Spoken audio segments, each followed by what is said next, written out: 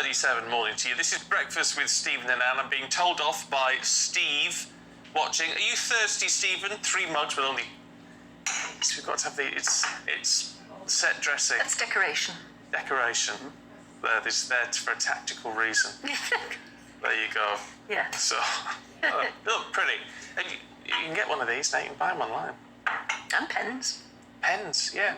I haven't got a GBNEWS pen, have you? No, me either. They don't provide us. No, we'll have to get shopping. There you go. We'll have pens anymore? No.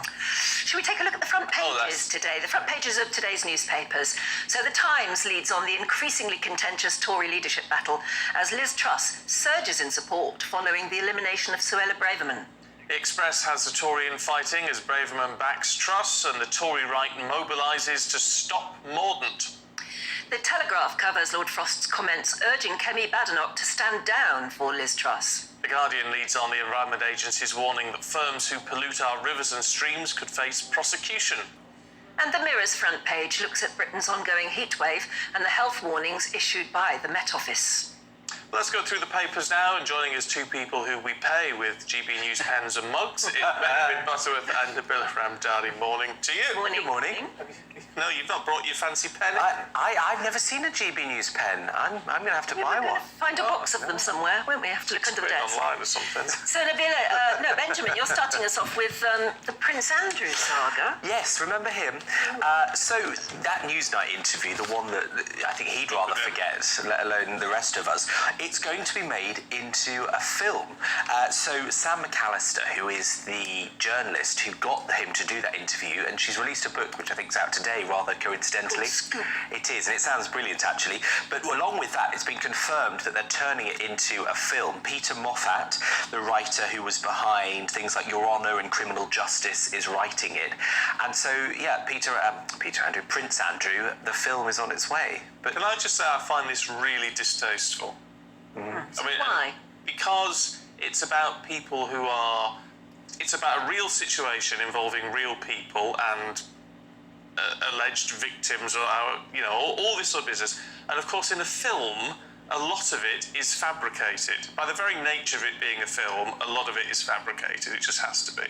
And so people will view it as almost like a documentary, like they do with The Crown. They think, this is what happens. But actually, it's not. But it'll be like Frost versus Nixon, won't it? You'd imagine so. The story of the interview and how they got the interview. And well, that's why I think it's a bit odd anyway, considering the reality is out there and people have watched the interview anyway, so what else is there to add? Before and after is the setting up of.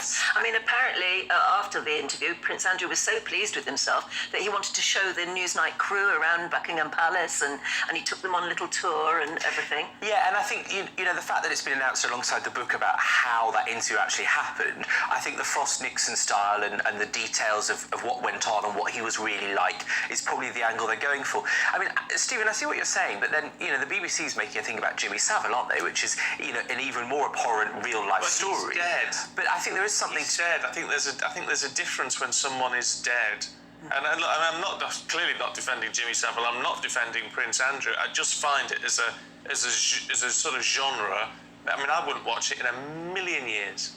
And also it just shows how movie makers or documentary makers are actually desperate for new plots. Yes, they're not coming up with original ideas. Absolutely. And there's a whole lot of actors that have been suggested to play Prince Andrew. But dare I say, I mean, nobody plays Prince Andrew as better as himself, so why would you bother watching somebody else? Because of the before and after and the setting up, and why why he agreed to do the interview in the first place. What could be that exciting about? You say that, but FrostNixon was really worth watching. No, I didn't like it. Oh. But the thing is, everybody knows this story. Everyone's been following it in all its mucky details for many years, you know, in the US and the UK and the rest of the world. There's huge interest in it. I think, you know, if it's one that goes to cinemas, it will probably do quite well. Well, it's one of those where reality trumps fiction, so why bother go and see a fictionalized version of already, you know, a stark, real story that has, been played out in the media, and you can read about it. Everything about it is online. I don't know what new they're going to bring to the party, frankly. I think it's maybe a film it's about lack of imagination and creativity in the industry, if anything. Yeah. maybe the sort of the people that have made accusations about various people over the years, like Virginia Giuffre.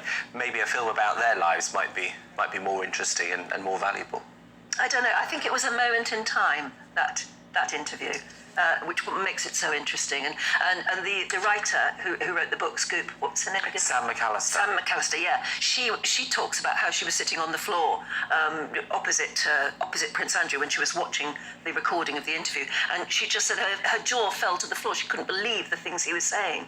So no, I think we already know that Prince Andrew is not the sharpened tool in the royal box. So tell us something new. I don't know. It's just we all go on about how much we love the Queen, which is a fair point. And I just think, if you really love the Queen, why would you want to bleat on about this, which is going to do nothing but upset her? Basically, I don't know. That's generally. It's a replay of something that has been brought to closure to a certain extent. Yeah. I don't know. Let me know what you think. GBNews at GBNews.uk. Maybe I'm wrong. I might be totally wrong on that. Let us know what you think. No, it's your opinion. Whether you want to watch it or not, and you wouldn't. No, I wouldn't. No spaceships in it. So I'll watch it for you. Okay. For us all. Okay. Nabila, Armageddon in The Guardian, about all of these flights being cut. Yes, and this story specifically about a Gulf carrier, Emirates Airlines, who's having a go at Heathrow Airport because the airport is cutting summer flights, and so the carrier is saying that, frankly, Heathrow management is showing incompetence and on action, and it's failing to prepare for the rebound in flying after the coronavirus travel restrictions.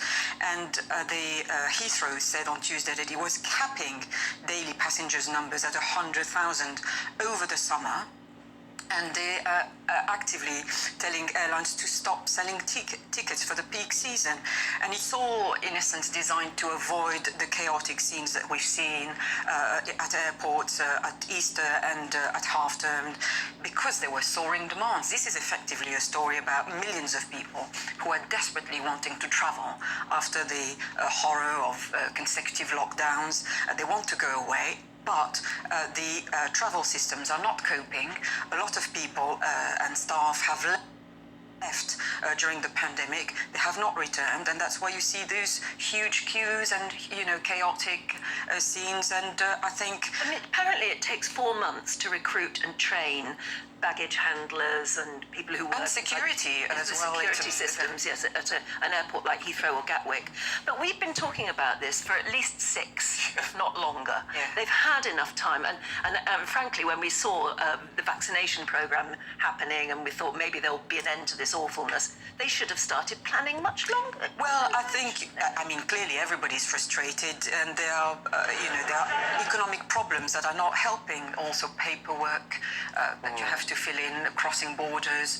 Same things are happening at train stations, at the Eurostar, for example. And it's not just a British or an EU problem. The US is seeing exactly the same structural issues in not having enough staff. But it's the cost of getting a flight has absolutely shot up. I went to look at booking return flights to Berlin, admittedly only for in a couple of weeks' time, but the cheapest one for economy was £500. There were some flights to Berlin that were over £1,000, and then I looked at other destinations in Central Europe, the kind of places where, you're usually paying £100, if that, frankly.